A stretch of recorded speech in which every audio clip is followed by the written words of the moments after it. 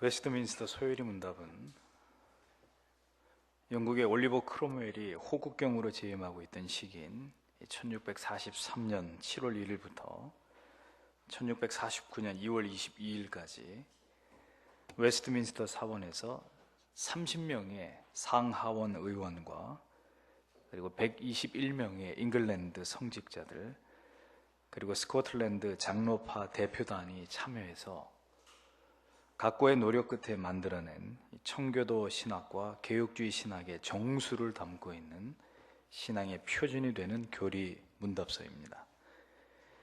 이 표준 교리 문서는 미국의 개신교의 장로교 역사에 지대한 영향을 미쳤고 또 한국의 장로교 역사 가운데서도 가장 핵심적인 교리 문서로 매우 중요한 위치와 역할을 수행해 왔습니다.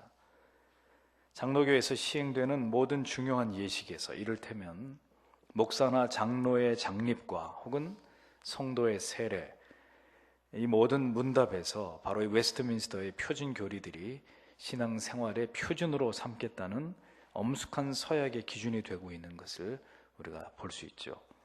이 중요한 교리 문답서는 개신교의 신앙의 기초이고 또 가장 핵심이 되는 교리로 개혁파 정통주의 신앙의 분명한 사상적 체계와 신학의 뼈대를 세우는데 가장 중요한 근본이 되는 교리입니다. 오늘부터 시작되는 이 소요리 문답 강의를 여러분들이 1시간도 빠뜨리지 마시고 언제 이제 여러분들이 하나님 앞에 가기 전에 언제 한번 이 소요리 문답 강의 전체를 한번 여러분들이 다 듣고 가시겠습니까?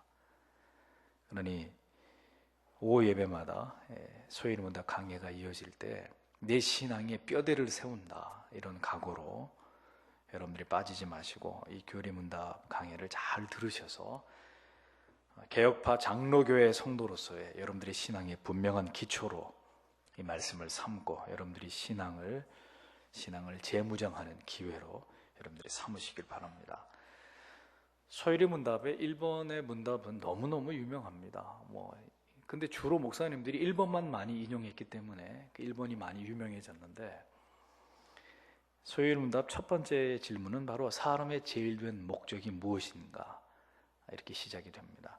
다시 말해서 사람이 무엇 때문에 사느냐 하는 본질적인 질문이 소요리 문답의 제1번의 문답으로 정해져 있습니다. 이 질문의 대답은 아주 중요한 것을 우리에게 가르쳐주고 있는데 이 첫 번째 문답을 통해서 성도로 하여금 하나님은 누구이신가 하는 질문에 가장 먼저 마음이 가도록 이 문답은 그렇게 유도하고 있는 것을 볼 수 있습니다. 사람의 목적을 생각할 때 인본주의적인 관점에서 이것을 고찰하게 하지 않고 하나님이 어떤 분이신지에 대해서 고찰해 보므로 인간의 존재의 이유와 목적 이것에 대해서 정의하도록 첫 번째 문답은 그 방향을 그렇게 정하고 있는 것을 우리가 볼 수 있습니다.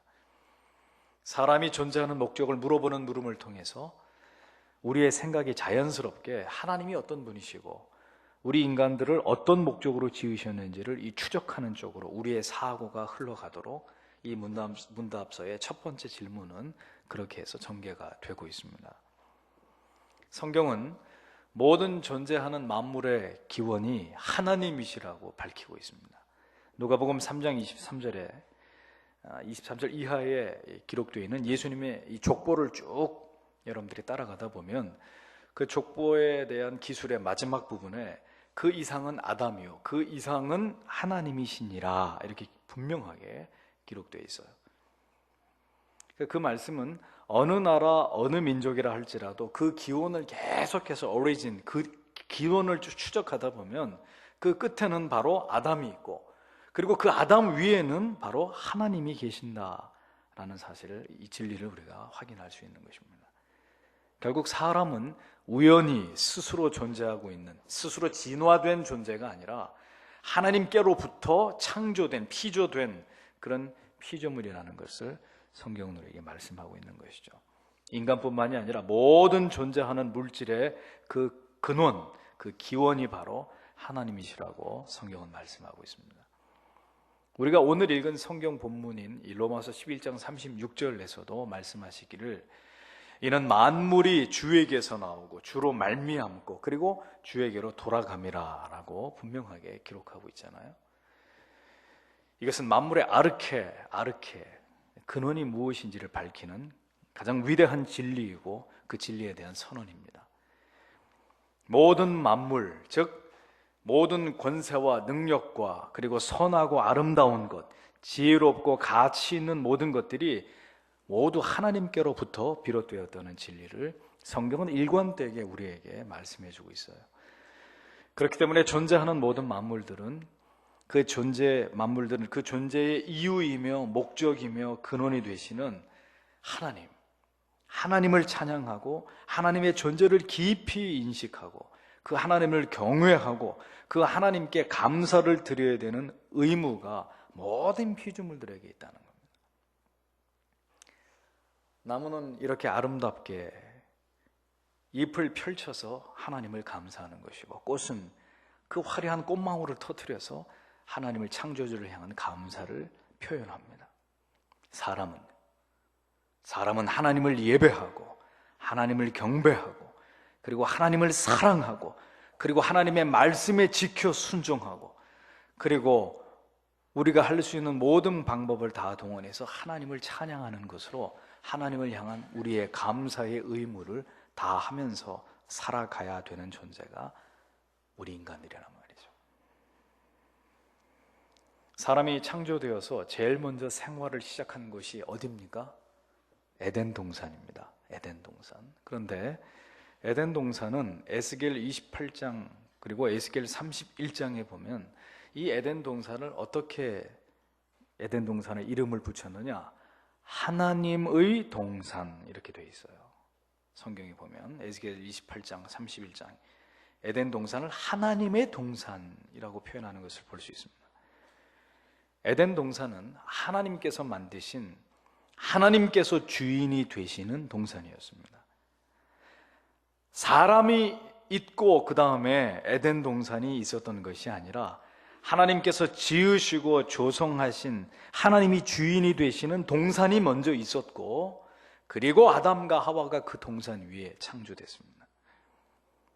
하나님께서는 이 동산 안의 모든 것들을 아담과 하와에게 맡기시면서 이것들을 다스려라, 지켜라, 정복해라 라고 명령하셨습니다. 최초의 인간인 아담과 하와는 하나님의 동산에서 하나님께서 부여하신 명령에 순종하면서 살아가도록 그렇게 되어 있었어요. 그렇게 디자인됐어요. 우리가 기억해야 될 사실은 에덴 동산은 아담과 하와가 살기에 그저 가장 좋은 낙원 그 정도로만 우리의 인식이 멈추어서는 안 되고 그 이전에 이 에덴 동산은 하나님의 동산이었다라는 사실을 우리는 깊이 기억해야 됩니다. 그 말이 무슨 의미인가 하면 에덴 동산의 주인은 아담과 하와가 아니었다는 거예요. 하나님 자신이 그 에덴 동산의 주인이셨다는 겁니다. 에덴 동산은 하나님께서 지으신 인간과 그리고 모든 만물들이 자발적 의지로 기꺼이 하나님께 순종하는 하나님의 통치하심을 따르는 그런 곳이 바로 에덴 동산, 하나님의 동산이었다는 거예요. 하나님께서 보시기에 좋았더라라고 말씀하시던 하나님께서 기쁘시게 여기시던 하나님의 기쁨이 되었던 곳, 하나님의 기쁨이 되었던 곳, 하나님의 기쁨이 되는 존재들이 존립하고 있었던 그 하나님의 동산이 바로 에덴 동산이었단 말이에요. 우리가 생각할 때 그저 사람이 살기에 최고로 적합한 낙원 같은 곳이다 라고만 에덴 동산을 생각하기 쉬운데 사실은 그보다 더 우선적 개념은 에덴 동산은 철저하게 하나님께서 자신의 기쁨과 영광을 위해서 지으신 그분의 동산이었다는 사실입니다. 따라서 그곳에서는 결코 하나님을 인정하지 않거나 하나님을 모른다 하는 일은 일어날 수 없는 장소였어요. 언제나 그 존재 자체로 하나님을 기쁘시게 하면서 기꺼이 하나님께 순종하는 것이 에덴 동산, 그리고 에덴 동산에 지어진 모든 피조물들의 거룩한 의무였습니다. 에덴은 인간의 기쁨과 즐거움을 위해서 만들어진 공간이 아니었다는 것을 여러분들은 기억하셔야 돼요. 사람은 언제나 먼저 생각하는 것이 사람의 이기적인 죄악된 습성 때문에 우리 자신을 항상 먼저 생각해요. 내가 있고 세상이 있다. 내가 있고 부모가 있다. 사실은 부모님이 계셔서 내가 있는 건데, 내가 있고 부모가 있고, 내가 있고 자식이 있고, 내가 있고 직장이 있고, 사람은 사람을 언제나 먼저 생각하는 죄성이 있습니다. 그런데 여러분, 우리가 가진 것 가운데 내 것이 있습니까? 나의 소유권을 주장할 수 있는 것이 있나요? 모두가 하나님께로부터 우리에게 말미암은 것들이에요. 에덴 동산에 대해서 생각할 때 우리가 가장 먼저 생각해야 될 진리는, 그것은 하나님께서 지으셨고 하나님의 주권이 행사되는, 하나님의 말씀이라면 누구도 이의를 달지 못하는 오직 한 마음으로 하나님을 향해 순종함이 있었을 뿐이었던 그런 곳이 에덴 동산이었다라는 사실입니다. 그래서 타락하기 이전에 그곳은 너무나 완벽한 곳이었습니다. 그러나 그 이후에 생겨난 모든 이 땅 위에 벌어진 불행스러운 일들은 모두 사람이 하나님을 하나님으로 섬기지 않고 불순종한 죄 때문에 생겨난 일들인 것입니다. 하나님의 동산이었던 에덴 동산은 즐겁고 기쁘고 괴로움과 슬픔이 없는 곳이었지만, 인간이 죄를 지어서 인간이 불순종한 이후부터는 이제 고통과 저주와 괴로움의 땅이 되어버렸다는 것을 우리는 기억을 해야 합니다. 그 모든 것이 바로 하나님의 동산에서 하나님께 기쁨이 되는 순종을 버리고 죄를 지음으로 불순종한 결과로 말미암은 것들이었죠. 이 사건은 하나님께 불순종한 인간들에게 앞으로 어떤 일들이 벌어지게 될지에 대한 예고편이었습니다. 그래서 그 예고편으로 아담과 하와는 이제 깊이 수치를 느끼는 존재가 되어버렸고, 서로에게 죄를 떠넘기고 전가하는 타락한 인생이 되어버렸고, 결국은 신라곤, 낙원으로부터 쫓겨나는, 하나님으로부터 분리되어지는 그런 이제 아픔을 경험하게 되었다는 것을 창세기는 우리에게 보여주잖아요. 죄를 범한 인간들은 신라곤 이후 오늘에 이르기까지 슬프고 괴롭고 외로운 일들을, 쓸쓸한 일들을, 이 세상의 눈물과 고통뿐인 그런 인생을 살아가야 되는 존재로 전락되게 된 것입니다. 그러니 이것은 뭘 보여주냐면, 사람은 하나님의 동산에 있을 때, 하나님의 동산 안에 있을 때, 그분의 완벽한 뜻과 계획과 섭리가 이루어지고 있었던, 모든 피조물은 하나님께 완벽하게 순종하고 그 뜻을 쫓고 있었을 그 하나님의 동산 안에 있을 때, 그 하나님의 명령에 순종했을 때, 그 지으신 하나님께서 기뻐하시는 목적과 뜻에 가장 정확하게 반응하고 합당하게 살아갈 때 인간은 가장 행복한 존재였다는 사실을 우리는 기억할 필요가 있는 것입니다. 하나님의 동산에 있을 때 인간은 가장 아름다운 존재, 행복한 존재, 하나님께 영광이 되는 그런 존재일 수 있었다. 우리가 생각해 봐야 될 또 한 가지는 바로 십계명입니다. 하나님께서는 아브라함의 후손인 이스라엘 백성들에게 십계명을 주셨습니다.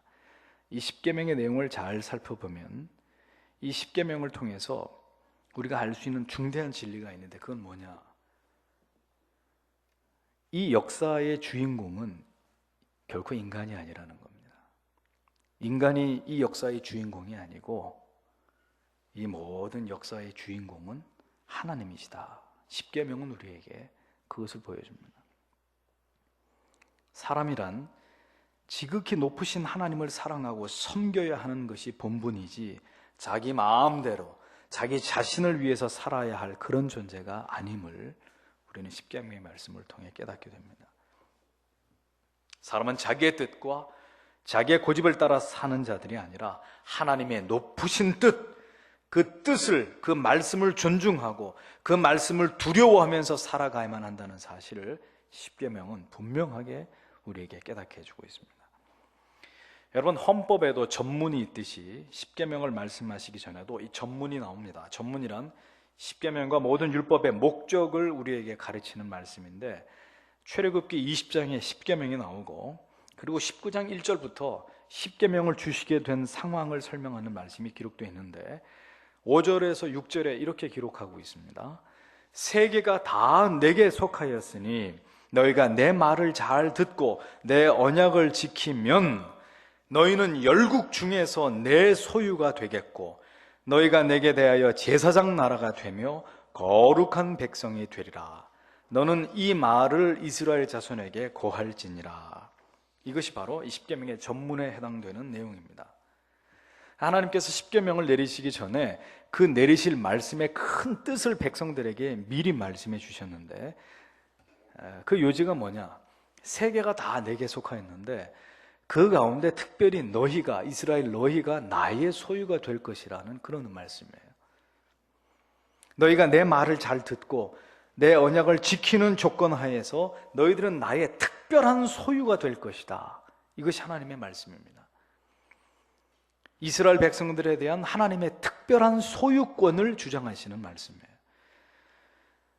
하나님의 말씀을 지키는 자들은 그들은 하나님의 소유가 되는데 그냥 소유가 아니라 매우 특별한 소유, 즉 보물이 되는 것입니다. 보물이라는 의미가 담겨 있어요, 이 단어 속에. 자, 우리에게 별로 중요하지 않은 것은 길을 가다가 이렇게 우리가 잃어버리더라도 크게 마음이 쓰이지 않습니다. 그거 없어졌어? 그거 없어져도 괜찮아. 하지만 나에게 너무나 중요한 것을 잃어버릴 때는 크게 마음이 아픕니다. 그 손실감이 너무 크죠. 그걸 어떻게 하다 잊어버렸을까? 그걸 어떻게 찾을까? 왜 그래요? 나에게 매우 특별하고 소중한 것이기 때문에 그렇습니다. 마찬가지로 이 온 세계가 다 하나님의 것이지만 특별히 그 가운데 어떤 존재가 하나님께 매우 소중한 존재가 되느냐? 십계명에 따르면 하나님의 약속을 지키는 사람, 하나님의 말씀을 잘 듣는 사람, 그 말씀을 청종하는 사람, 그들이 하나님께 매우 특별한 소유가 된다고 십계명의 전문은, 하나님은 오늘 우리에게 이 사실을, 이 진리를 분명하게 말씀해 주고 계십니다. 너희가 내게 대해 제사장 나라가 되고 나에게 아주 특별한 나의 거룩한 백성들이 된다. 이런 말씀들을 종합해 보면 이 십계명과 그 전문을 보더라도 하나님의 백성이 마땅히 어떻게 살아야 될지를 이제 우리는 짐작하게 됩니다. 예수 믿고 구원받고 그냥 막 살면 다가 아니라 우리는 우리 자신을 위해서 살아가고 존재하는 자들이 아니라 하나님을 위해서 존재해야 될 자라고 성경은 우리에게 매우 뚜렷하게 우리의 존재성에 관해서 정의하고 있습니다. 이사야 43장 21절에 이 백성은 내가 나를 위하여 지었나니 나의 찬송을 부르게 하려 함이라 라고 말씀했습니다. 이 말씀은 하나님께서 사람을 위해서 존재하시는 것이 아니라 사람들이 하나님을 위해서 존재하시는 것임을 분명하게 밝히고 있는 말씀이에요. 하나님의 백성들이 존재하는 분명한 이유는 하나님을 위해서, 하나님을 찬송하게 하기 위해서 하나님이 우리를 지으셨다는 거예요. 둘째 아담이 되신 이 새로운 인류의 조상인 예수 그리스도, 그분의 말씀을 한번 생각해 볼까요? 예수께서 이렇게 말씀하셨습니다. 요한복음 17장 4절에서 아버지께서 내게 하라고 주신 일을 내가 이루어 아버지를 이 세상에서 영원롭게 하였사오니 라고 기록하고 있습니다. 예수님이 이 땅에 오신 목적은 바로 하나님 아버지께서 명하신 대속의 사명을 감당함으로 하나님을 이 세상 가운데서 지극히 영원롭게 하기 위해서 주님이 오신 것이다. 예수님은 자기가 왜 이 땅에 오셔야만 되는지를 분명하게 알고 계셨던 분입니다. 이런 말씀을 통해서 생각해 볼 때 하나님을 영원롭게 한다는 것은 무엇을 의미하는지를 깨닫게 되죠.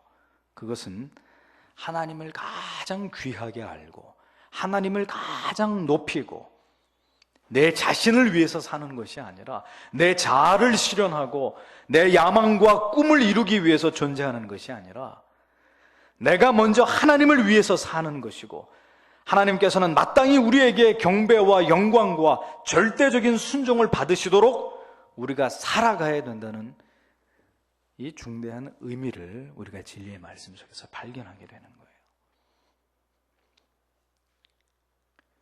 우리가 웨스트민스터 소요리 문답을 배우고 있지만 이것과 더불어서 개혁교회에서 가장 중요하게 여기는 또 하나의 요리 문답이 있습니다.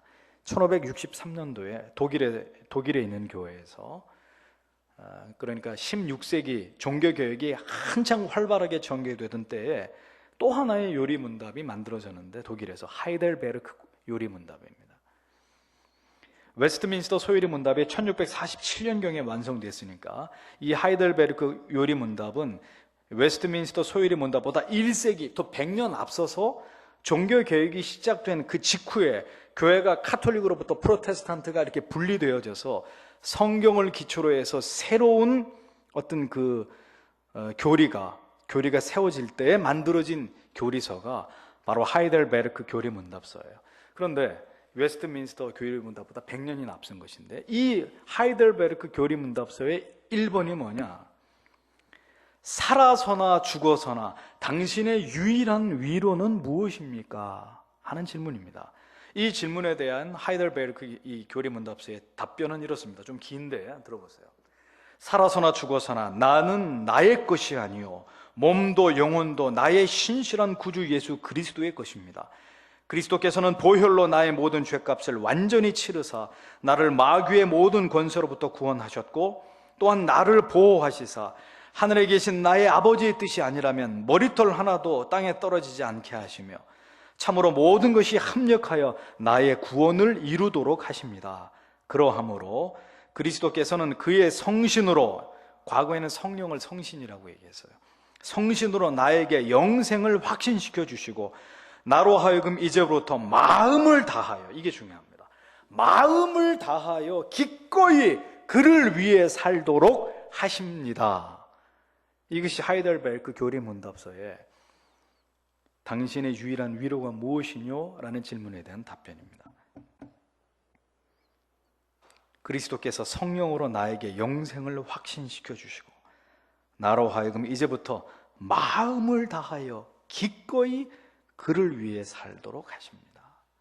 그것 때문에 우리는 그것을 믿고 성도로서 인생 속에 어려움과 고난과 좌절과 낙심과 핍박이 있으나 이 말씀에 우리가 큰 기쁨과 위로를 얻고 우리는 살아갑니다 라고 하이델베르크의 교리 문답서의 1번은 그렇게 우리에게 교리를 가르치고 있습니다.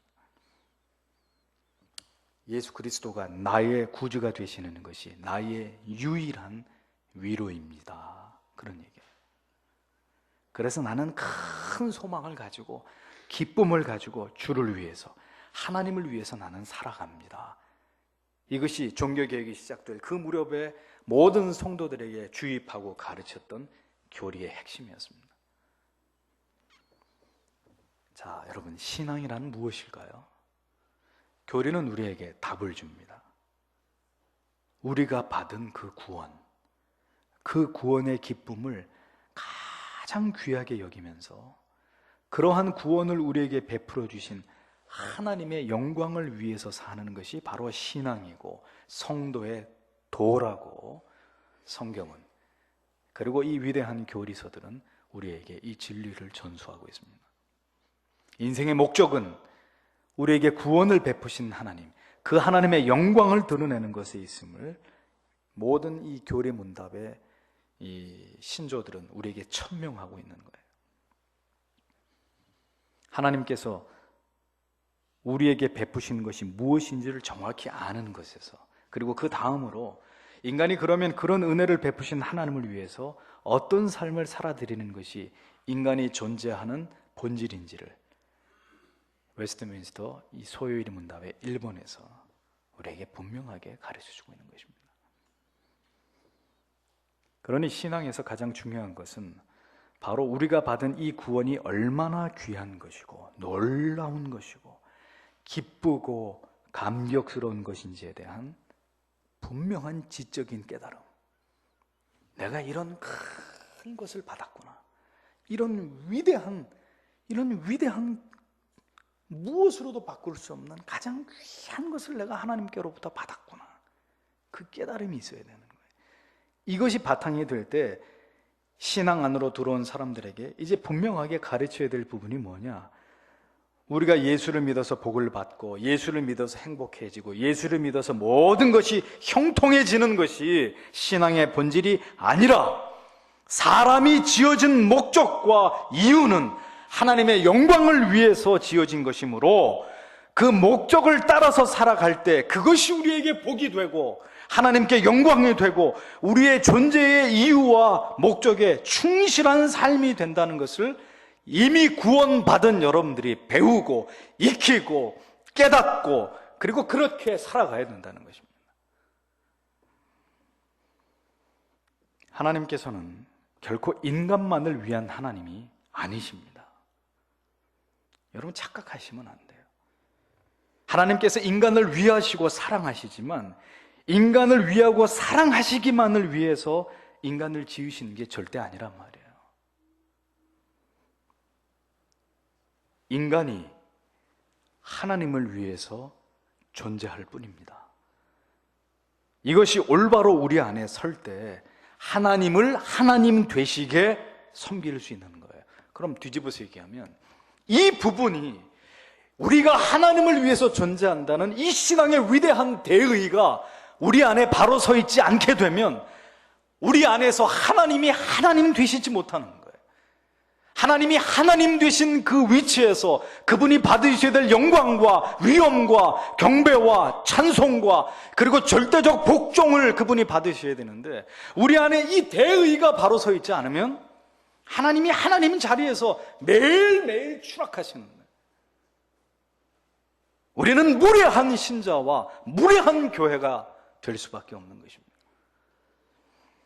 내가 있고 하나님이 계신 것이 아니라 내 시간이 있고 그 다음에 예배할 시간이 있는 것이 아니라 내 가정이 먼저고 그 다음에 하나님의 교회가 아니라 결혼이 중요하고 그 다음이 신앙이 아니라 나의 삶과 나의 안위와 나의 휴식이 먼저가 아니라 하나님이 먼저이고 그 다음이 내가 되는 우리의 모든 인생의 중심축이 나에게서 하나님에게로 그 중심이 이동할 때 우리는 하나님께서 온전히 기뻐하시는 하나님께서 보물처럼 여기는 그런 성도가 될 수 있다는 이 진리를 여러분들은 절대로 잊지 않으셔야 됩니다. 그것이 하나님을 신앙하는 길이에요.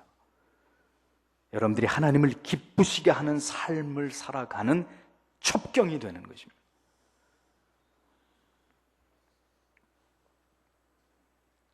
오늘날도 하나님을 자신의 모든 문제를 해결해 주는 그저 해결사 정도로만 생각하는 오늘 이 시대의 교회 안에 있는 적지 않은 성도님들을 봅니다. 언제나 하나님이 우선이 아니라 자기의 삶이 우선인, 자기가 중심이고 하나님은 저 변두리에 때때로 밀려나 계시는, 좀 가 계세요, 좀 귀찮게 하지 말고. 언제나 하나님을 저렇게 먼발치로 밀쳐내고 자기가 필요하면 끌어당기고 자기한테 거추장스러우면 밀쳐내버리는 이런 기형적인 신앙의 모습들을 오늘 이 시대에서는 흔치 않게 찾아볼 수 있습니다. 하나님께서 매우 중요하게 여기시는 것을 우리는 지극히 소홀히 여기고 하나님께서 싫어하시는 것을 우리는 미치도록 집착하는 거예요. 그러면서도 우리는 하나님께서 우리를 지켜주시고 보호해 주시고 형통해 주실 것을 기대하고 바랍니다. 이것은 어린아이 같은 신앙이에요. 어린아이가 늘 엄마에게 주세요, 아빠에게 늘 해주세요, 뭐 사주세요. 그것은 참된 신앙의 모습이 아니에요. 성경의 진리가 그리고 위대한 교리가 우리에게 가르치고 있는 인간의 존재의 목적이 아닌 것입니다. 우리는 우리가 존재하는 근본의 목적과 이유를 바로 알고 하나님의 자리와 인간의 자리를 이걸 혼돈해서는 안 되는 거예요. 이걸 자기들 마음대로 이렇게 뒤바꿔버리는 거죠. 상황에 따라서, 때에 따라서 하나님과 내 자신의 자리가 수시로 바뀌고 도치되는 그런 흔들리는 신앙의 자리에서 성도 여러분, 벗어나세요. 벗어나야 돼요. 우리가 정처 없이 사는 이유는 이렇게 예수를 믿어도 고통당하고 괴로워하고 슬퍼하면서 되는 일이 하나도 없이 이렇게 우리의 심령이 메말라가는 이유는 이 가장 중대한 진리를 우리가 너무 쉽게 다루면서 살아가고 있기 때문이에요. 한번 해보십시오. 한번 마음대로 여전히 내 자신이 중심인 채로 하나님을 밀쳐내고 한번 앞으로 계속 살아보십시오. 여러분들이 교회 안에 있으나 이렇게 하나님 말씀 밖에 살아감으로 여러분들의 인생이 얼마나 비참해지는지를 더 경험해 보세요.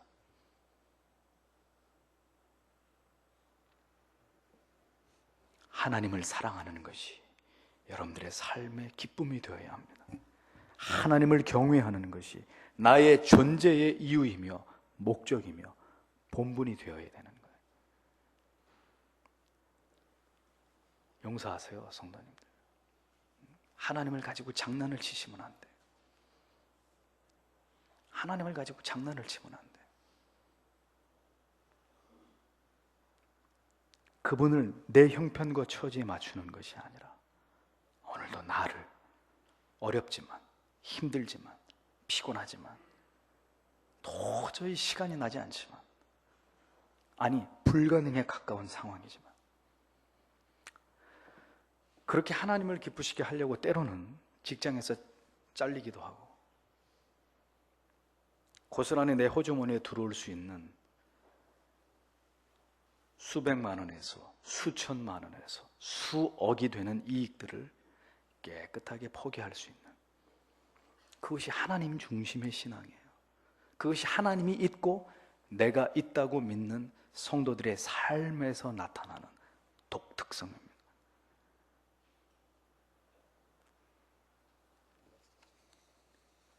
성도 여러분, 예수를 믿어도 그냥 믿는 게 아니고 제 얘기를 잘 들으십시오.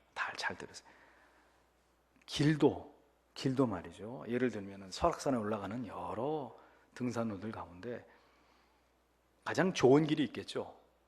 좋은 길, 가장 빨리 가는데 가장 험한 길이나 좀 더디 가더라도 좀 수월한 길, 뭐 여러 종류의 길들이 있지 않겠어요?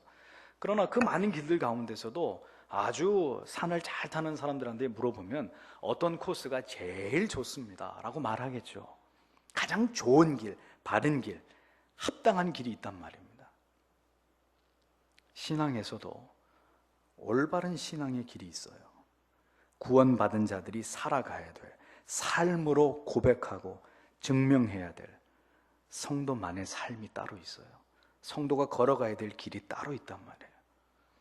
결코 타협할 수 없는, 타협해서는 안 되는 그 신앙의 길을 교리서는 우리에게 안내해 주고 있습니다. 그냥 믿고 그냥 섬기고 그냥 사는 게 아니라 성경이 우리에게 보여주는 원리, 믿음의 조상들이, 수없이 많은 믿음의 조상들이 우리보다 월등한 신앙의 어떤 그런 수위에서 하나님을 섬겼던 그런 믿음의 조상들이 우리에게 남겨준 지도가 있단 말이에요. 보물지도 같은 지도. 우리는 겸손하게 다 집어치우고 우리가 만든 새 지도를 가지고 가겠다. 그건 너무너무 어리석은 짓이고, 우리는 겸손하게 그 위대한 우리의 신앙의 선조들이 우리에게 물려준 그 진리를 따라가고 하나님께로 더 가까이 갈 수 있는 그 지도를 우리가 받아서 겸손하게 하나님께서 인정해 주실 만한 그 믿음, 그 지식을 가지고, 그리고 그 사상 위에서 우리의 신앙을 세워가야 되는 거예요. 우리의 삶을 달려가야 되는 것입니다. 모든 성도들이 그 길을 따라서 영생으로 나아갔다면 여러분도 엉뚱한 것에서 답을 찾지 말고 새로운 길을 뚫어보겠다고 돌아다니시지 말고 그 신앙의 정도, 가장 올바른 그 길, 우리도 그 길을 따라가야 됨이 마땅하지 않겠습니까? 아무리 우리의 이 땅에서의 삶이 피곤하더라도, 우리를 지치게 하더라도, 우리를 궁핍하게 만들고 우리를 이토록 복잡하게 만들더라도, 여러분들에게 아무리 중요한 약속이 있으시더라도 오늘 이 말씀을 듣는 성도 여러분, 하나님이 중심이 되는, 그래서 하나님께서 여러분들의 존재를 보석으로 여길 만한, 가장 귀한 보석으로 여길 만한, 저는 여러분 모두가 그런 삶을 살아내시는 하나님의 자녀들이 다 되시기를 주님의 이름으로 축복합니다. 기도하겠습니다. 다음 주에 이어서 수요일의 문답